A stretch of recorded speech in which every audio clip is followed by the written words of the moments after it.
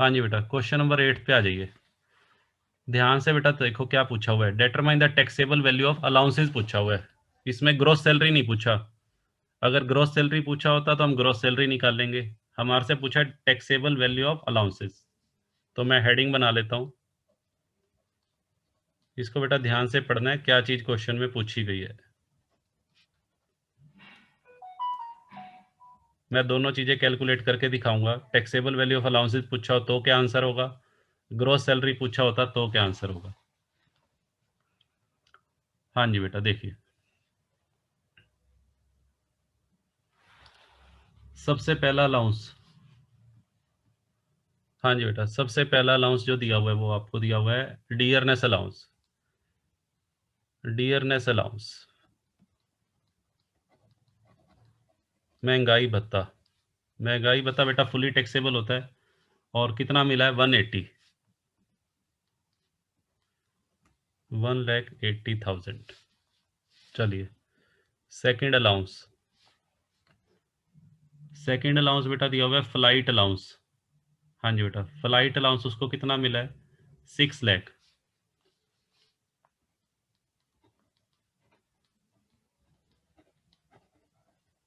अब बेटा ध्यान से सुनना, फ्लाइट अलाउंस मैंने आपको बताया था ये पार्शली टैक्सेबल अलाउंस है, इसमें से एग्जम्पशन मिलेगी, लेस एग्जम्प्टेड अमाउंट। हाँ जी बेटा, इसका मैं वर्किंग नोट बना रहा हूँ।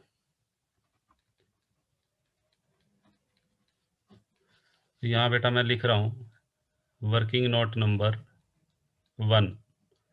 वर्किंग नोट जो 1 बनाऊंगा वो इस पॉइंट से रिलेटेड होगा, ठीक है।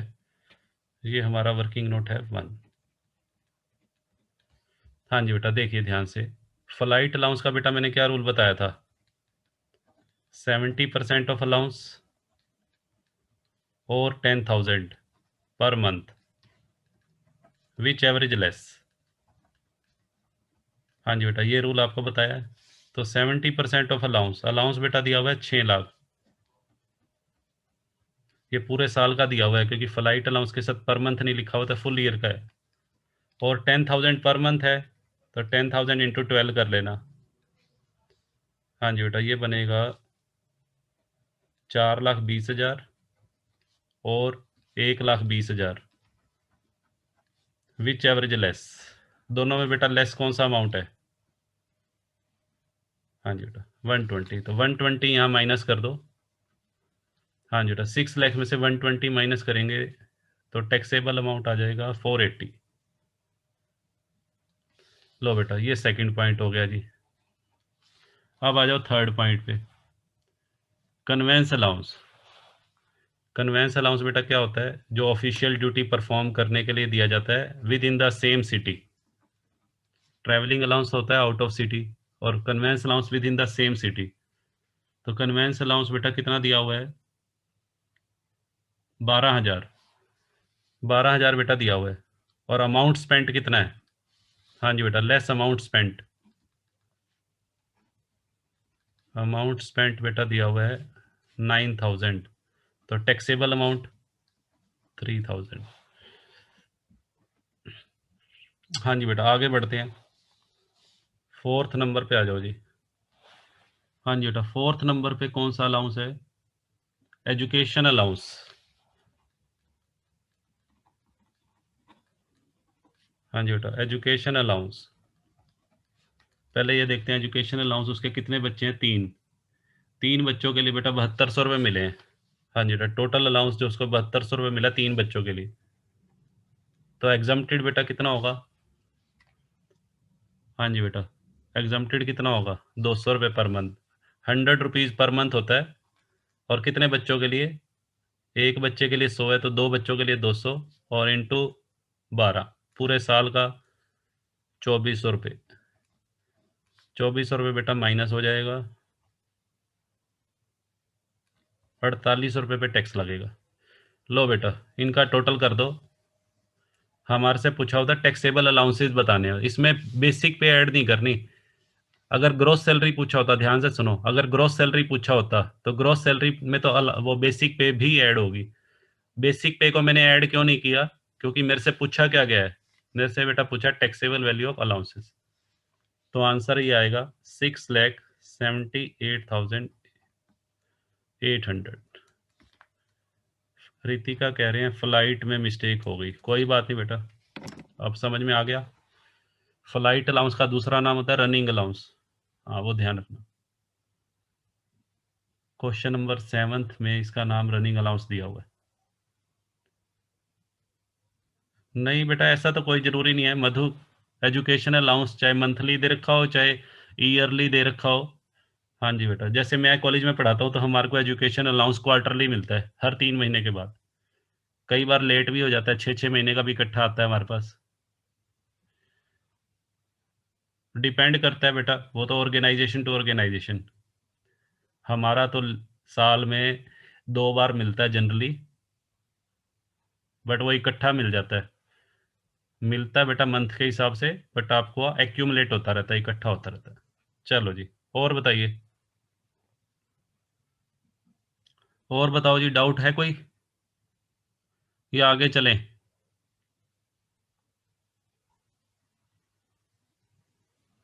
हाँ जी, जिस सम में कुछ भी मेंशन ना हो, जिसके आगे पर मंथ ना लिखा हो तो ईयरली मानेंगे। 7200 रुपये बेटा जो दिया हुआ है ना ये, हाँ जी, इसको बेटा ईयरली माना जाएगा।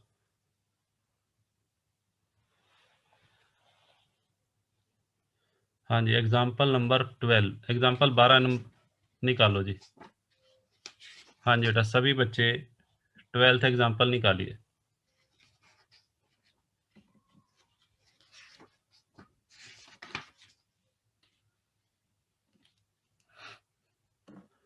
हाँ जी बेटा, 12th एग्जाम्पल बेटा निकाल लो, बुक में ही बता देता हूँ ये तो। सभी बच्चे 12th सम की स्टेटमेंट निकाल लीजिए। इसमें बेटा सिर्फ एक ही बात पूछी हुई है, रेंट फ्री हाउस के लिए, रेंट फ्री हाउस की वैल्यूएशन के लिए सैलरी में क्या क्या लेंगे, वो बेटा मैंने बताया हुआ है। देखो सबसे पहले नंबर पे क्या दिया हुआ है, बेसिक पे, बेसिक पे हमने लेनी है 3,92,000 दी हुई है, ले रखी है इन्होंने। डियरनेस अलाउंस के आगे लिखा हुआ है not as per terms of employment, ये बेटा नहीं लेंगे, क्योंकि डियरनेस अलाउंस हम कौन सा लेते हैं, under the terms of employment. Entertainment allowance बेटा लेंगे 36,000, और ये फुली टैक्सेबल है क्योंकि ये नॉन गवर्नमेंट एम्प्लॉई है, तो फुली टैक्सेबल है, लेंगे। बोनस, बोनस भी लेंगे, कमीशन भी लेंगे। तो जो जो चीज़ें आपको बाकी आगे कुछ भी नहीं है, आगे 6 से लेकर 13 पॉइंट जो दे रखे हैं ये हमारे लिए यूजलेस है।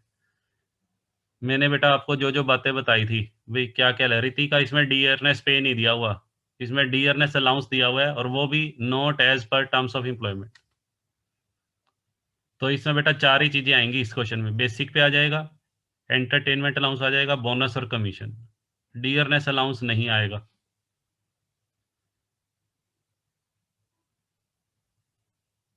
फिर बेटा ये डीपी कहाँ है, रीतिका कह रहे, रीतिका बेटा ये डीपी कहाँ दिया हुआ है, देखो डियरनेस अलाउंस के आगे देखो क्या लिखा हुआ है, not as per the terms of employment. Dearness pay अगर होता तो लेते, ये तो डियरनेस अलाउंस नॉट लिखा हुआ है आगे। कन्वेंस अलाउंस इसलिए नहीं लिया क्योंकि कन्वेंस अलाउंस सारा का सारा खर्च हो गया है, 4200 रुपये मिला था, 4200 का 4200 खर्च हो गया, लिखा हुआ है। कन्वेंस अलाउंस का रूल क्या होता है, amount received minus amount spent. हाँ जी बेटा, क्लियर है। चलो जी, और बताओ जी, और किसी बच्चे का कोई डाउट हो?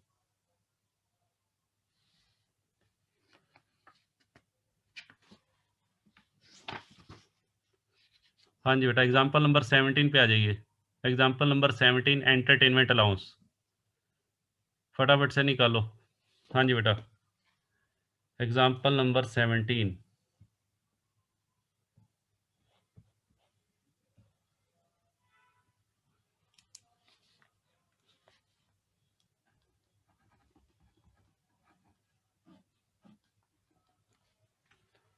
एग्जाम्पल नंबर 17 बेटा क्या कहता है, सुनो जी। हाँ जी, किसी बच्चे ने एग्जाम्पल नंबर 17 अगर किया है, आगे से बेटा मैं शेयर करवाऊंगा, जो भी सम आप करते हो ना, कॉपी में अपनी पिक खींच के उसको शेयर किया करो। ठीक है, चलो एग्जाम्पल नंबर 17 तो आई थिंक किसी ने नहीं किया होगा, या किया होगा तो रफ में किया होगा, ये एग्जाम्पल है। चलो एग्जाम्पल नंबर 17 पे आ जाओ। हाँ जी बेटा, मिस्टर आर एस तिवारी। हाँ जी बेटा, आर एस तिवारी कौन है? गवर्नमेंट एम्प्लॉई है। 60,000 रुपये पर मंथ उसकी सैलरी है। 4,000 पर मंथ उसको डीए मिलता है। Car allowance 500 per month car allowance है। Rent free house of the value 1,000 per month. He was also given, उसको एंटरटेनमेंट अलाउंस भी मिलता है। कब से मिलना शुरू हुआ है? 1 जनवरी 2015 से। हाँ जी बेटा, when he was promoted and that he did not spend any amount out of this for, और वो इसमें से कोई भी पैसा वो खर्च नहीं किया उसने। Calculate the amount deductible under section 16(2). हाँ जी बेटा, सबसे पहली बात ये देखो, आपसे पूछा क्या है? आपसे पूछा है डिडक्शन का अमाउंट।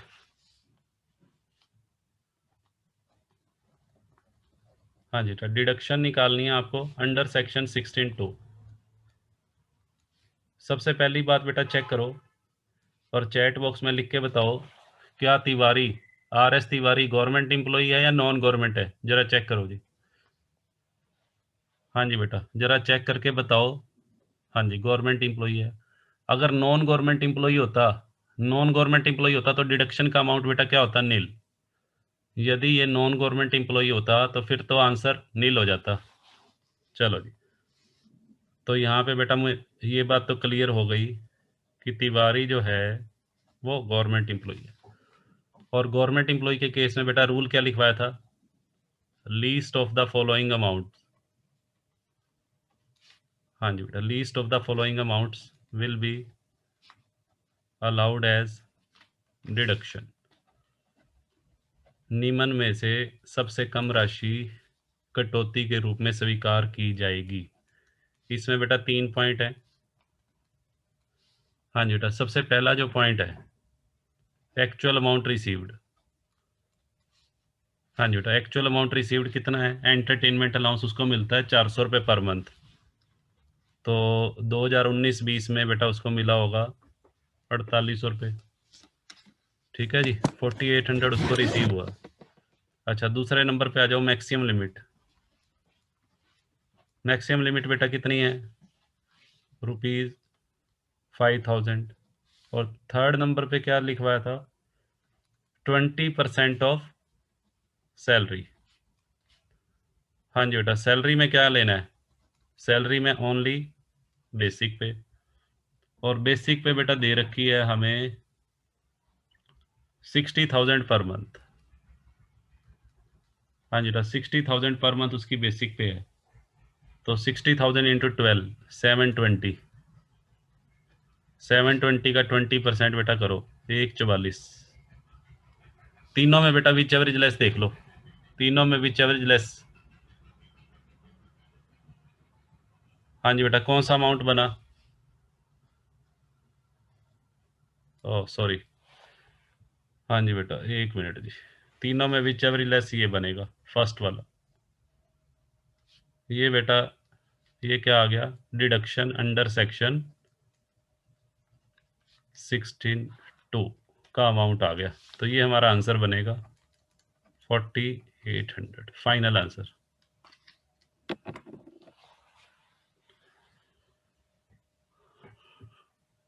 तन्नू तन्नू कह रहे हैं सर 3 मंथ का क्यों नहीं लिया? 3 मंथ का क्यों लेंगे?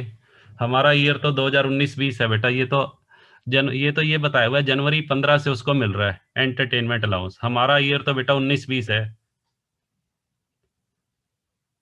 हम जो ट्रीटमेंट कर रहे हैं वो 14-15 का थोड़ी कर रहे हैं। 14-15 में मिला होगा उसको 3 महीने। हाँ जी बेटा, 2014-15 में जब एंटरटेनमेंट अलाउंस पहली बार मिलना शुरू हुआ था उस साल में तो 3 महीने का लेंगे। अब तो हमारा ईयर कौन सा चल रहा है? अब हमारा ईयर चल रहा है 1920। तो 1920 में तो फुल ईयर मिला होगा ना। ठीक है, चलो जी।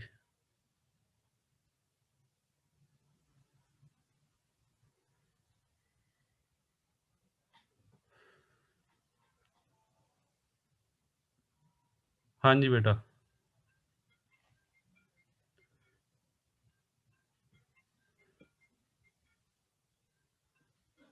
एग्जाम्पल नंबर 4 का कौन सा पॉइंट?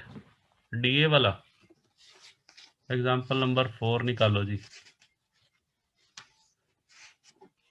बेटा ऐसा है, अगर इस तरीके से तो फिर हमारा सिलेबस लटक जाएगा। आप थोड़े से डाउट वगैरह है ना अपने ग्रुप में भी डिस्कस किया करो, सभी बच्चे जो भी आपके डाउट्स होते हैं उसको आपस में एक दूसरे से डिस्कस करके जो सभी बच्चों का कॉमन डाउट हो वो मेरे पास लेके आया करो। आज के जो मैंने क्वेश्चन किए उसमें कई तो मुझे लग रहे हैं बिल्कुल इजी थे, वैसे ही हो जाने चाहिए थे एक दूसरे की हेल्प लेके। चलो जी, एग्जाम्पल नंबर 4। ये तो बेटा मैंने पूरा एग्जाम्पल ही करवाया था। एग्जाम्पल नंबर 4 बेटा मैंने सारा का सारा करवाया हुआ है। बताओ इसमें डीए में क्या पूछना है। हाँ जी तन्नू बताओ। मधु, मधु ने पूछा है। हाँ जी मधु, इसमें सिंपल तो है देखो।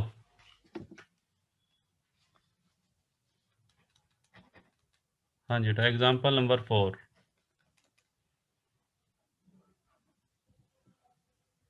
देखो जी इस एग्जाम्पल में क्या कहता है। बेटा मैं सिर्फ डीए वाला पॉइंट बता रहा हूँ। इसमें ये बताया हुआ देखो 20,000 पर मंथ है, डीए दिया हुआ है 30% ऑफ बेसिक सैलरी। पहले उसकी बेसिक सैलरी देखो कितनी है। बेसिक सैलरी है 2,40,000, 20,000 पर मंथ है और 30 नवंबर तक।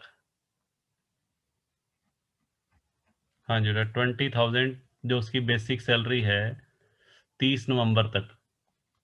30 नवंबर तक, अप्रैल से नवंबर तक कितने महीने हो गए? अप्रैल मई जून जुलाई अगस्त सितंबर अक्टूबर नवंबर, 8 मंथ्स। हाँ जी बेटा करो जी। 8 महीने की बेसिक सैलरी उसकी होगी 1,60। हाँ जी बेटा 8 महीने की बेसिक सैलरी 1,60,000 रुपये बनेगी। मैं 8 महीने के हिसाब से कैलकुलेशन कर रहा हूँ, अप्रैल टू नवंबर। ठीक है जी। उसके बाद डीए दिया हुआ है, डीए कितने परसेंट है? डीए 30%, इसका 30% कर दो। टोटल डीए, टोटल डीए इसका 30% दिया हुआ है, 1,60,000 का 30% बनेगा 48,000। और इस 48,000 का 60% वो वाला है डियरनेस पे। इस 48,000 का जो डियरनेस पे दे रखी है, डियरनेस पे दे रखा है 60% ऑफ डीए। हाँ जी बेटा 60% ऑफ 48,000। 48,000 का 60% करो, 28,800। तो जब हाउस रेंट अलाउंस की कैलकुलेशन करोगे, सुनो जी, हाउस रेंट अलाउंस के लिए ये लोगे। हाउस रेंट अलाउंस के लिए बेटा 48,000 रुपये नहीं लेंगे डीए। जब हाउस रेंट अलाउंस, जब आप पहले 8 महीने का हाउस रेंट अलाउंस निकालोगे तो उसमें 28,800 रुपये डियरनेस पे लेंगे। क्लियर है जी? हाँ जी तन्नू बताओ। 48,000 तो टोटल डीए मिला।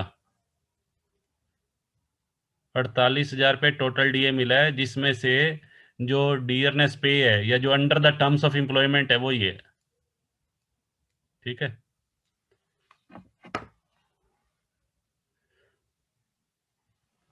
लो जी और बताइए। हाँ जी बेटा और आज डाउट ही पूछ लो फिर। हाँ जी बेटा मैंने वैसे 3 पॉइंट आपको करवाने थे आज। अगर सभी बच्चे रेडी हैं, अगर आप थके नहीं हो तो मैं करवा देता हूँ वो तीनों पॉइंट। हाँ जी बेटा सभी बच्चे चाहते हैं कि क्लास को भी कंटिन्यू रखें या बंद कर दें? अजय क्या कह रहा है? No sir.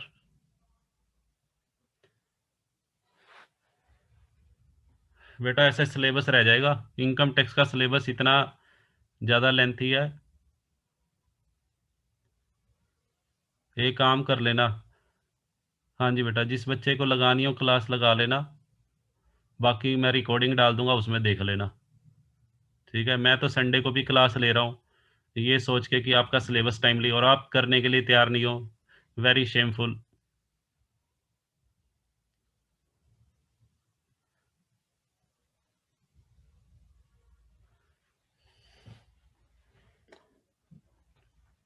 चलो जी। अच्छा अभी एक क्वेश्चन पूछा था पर टाइम अलाउंस। हाँ जी तन्नू कई काफ़ी देर से एक पर टाइम अलाउंस के बारे में बेटा बात कर रहे हैं। सुनो जी ध्यान से। हाँ जी सुनिए, ध्यान से सुनिए, पर टाइम अलाउंस क्या होता है।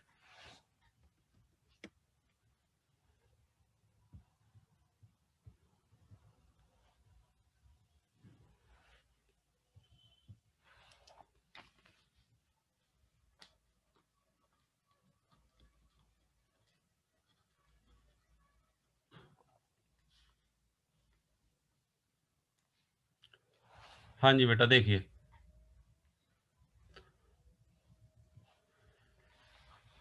हाँ जी बेटा देखो, पर टाइम अलाउंस बेटा क्या होता है सुनिए। पर टाइम अलाउंस बेटा जनरली एक तरह का ये डेली अलाउंस ही है। ध्यान से सुनो जी। पर टाइम अलाउंस बेटा जस्ट लाइक डेली अलाउंस की तरह ही है। डेली अलाउंस तो मैंने आपको बताया था, एक टीए डीए लिखवाया था, ट्रैवलिंग अलाउंस और डेली अलाउंस। ट्रैवलिंग अलाउंस किस लिए दिया जाता है? ट्रैवलिंग अलाउंस दिया जाता है आउट ऑफ सिटी ट्रैवल करने के लिए। और डेली अलाउंस बेटा दिया जाता है वहाँ जो खर्चा आएगा स्टे का या होटल में बेटा खाने पीने का, जो लंच डिनर करने का खर्चा आएगा। हाँ जी, हाँ वही मैं बता रहा हूँ बेटा। पर टाइम अलाउंस और डेली अलाउंस में डिफरेंस क्या है?